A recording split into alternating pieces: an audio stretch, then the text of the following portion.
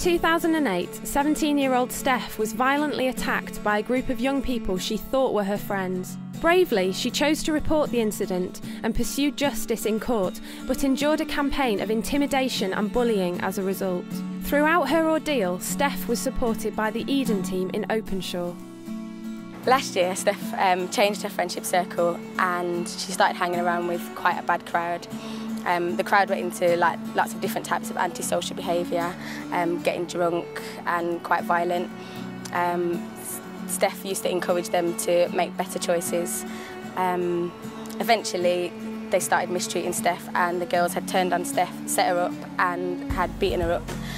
And then after that, Steph called the police and pressed charges against them.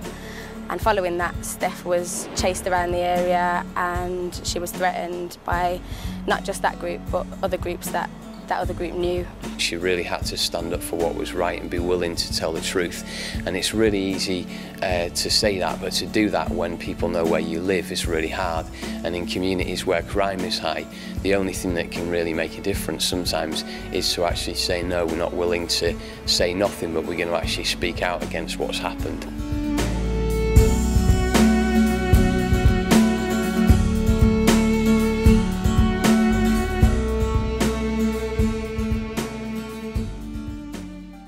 "16-year-old Naomi is a regular face at the Salford-based Life Centre near her home. Despite living with a condition that means she can't walk, she inspires everyone around her with her infectious positive attitude. The first time I met Naomi, I knew that she was just an amazing person, that she just didn't really kind of let her disability get in the way of her life. But I do try and get on with things, and I am quite, I don't let my condition get me down.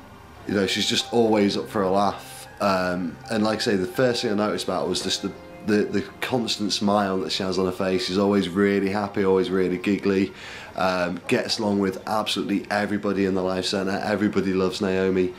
Well, I want to go to college, to Eccles College, and I want to be a disabled advisor and help people like me. Well, she's just totally inspired me. The fact that she just has got such a vision for her life. She's got a dream to become a disability advisor. I do need a lot of help with a lot of things, but I try and not let that get in the way. I try and get on with it and try and tell people that it's not just the chair that's me, it's if you talk to me, I am like a normal person, it's not just a chair.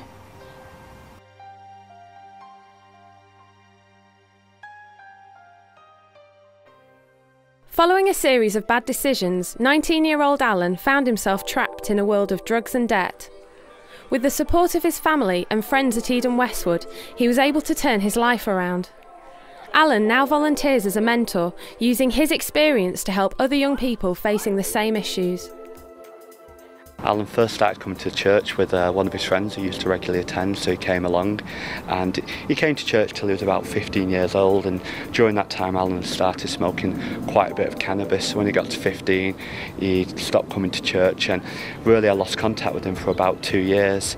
I found myself in a police cell in October 2007, and how I got there was I ended up hanging about with the wrong crowd when I was a younger teenager, when I was about 13, 14, and then I ended up smoking weed, and I ended up progressing onto harder drugs, which led me to be in debt and try and commit an armed robbery, which I got caught for at the scene and ended up in the police cell. We had a chat, got to the bottom of where Alan was up to. At that point he was smoking £160 worth of cannabis a week and taking other drugs as well. The volunteer work that I do is stuff with youth, people who have similar backgrounds to mine, where they get involved in drugs, get involved in friendships, who are all about drugs, drinking, alcohol and stuff like that. And basically what we do is we have a night on Thursdays, they come into our church and we get to just spend time with them, have a relationship with them, show them that there is a better life out there, one that can be actually achieved and one that has a meaning and a purpose, rather than just wandering about life aimlessly, just waiting to die. because of his story, he's able to relate to where a lot of the young people from the Westwood estate are currently at. Not only is he able to get alongside them and talk to them, but also he can be a living example that change can happen.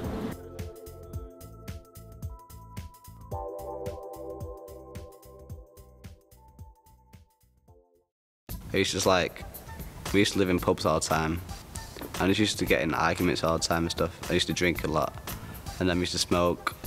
I used to smoke weed, Mum, we don't know that. I used to do a lot of stuff, a lot of bad stuff, but no one really knew about and stuff. Just do it behind closed doors. I got an allotment on Baywood Street, and I was working on that, and then a guy called Ian Henderson came over, which he works for The Message.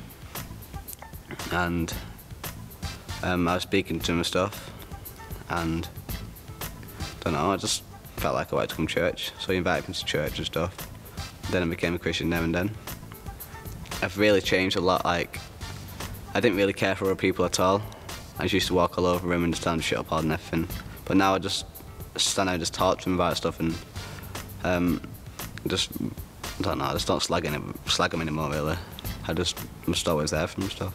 He's always been the one that would be like, I'll be there, I'll do it, I'll help you. There's a project that runs out of our church called Project Joshua, and they help people with house stuff, and Anthony's helped build beds for them. We did this garden for this woman and some guy, and the woman's actually pretty ill, so she couldn't really take the dogs out that much. So she just left it and put them in the garden and stuff. So we did the garden up for him, put like paving and stuff down for him. Now I've been put up for this war, it just feels like people do care, and people do notice what I'm doing and stuff. It's just really good, so thanks, Lucy.